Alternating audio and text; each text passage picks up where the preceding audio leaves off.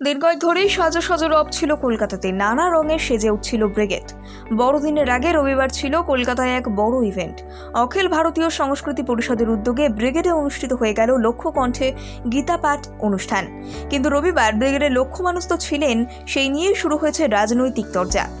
ব্রিগেডে লক্ষ্যকণ্ঠে গীতাপাঠ অনুষ্ঠানে আয়োজনের দায়িত্ব ছিল সনাতন সংস্কৃতি পরিষদ, মতিলাল ভারতীর্থ সেবা মিশন আশ্রম এবং অখিল ভারতীয় সংস্কৃত পরিষদের একাধিক সংগঠন। তবে রাজ্যের শাসক দলের দাবি এটা বিজেপিরই কর্মসূচি ছিল।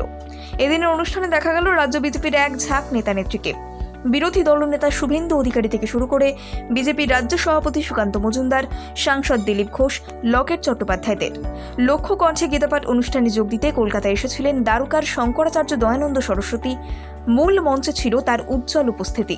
এছাড়াও এদিন ব্রিগেডে এসেছিলেন পুরীর জগন্নাথ মন্দিরের দৈতাপতি। গীতার 5টি অধ্যায় এদিন পাঠ করা হয় ব্রিগেডে। জমজমাট এই অনুষ্ঠানে লক্ষ্যকণ্ঠে নজরুল গীতিও গাওয়া হয়েছে।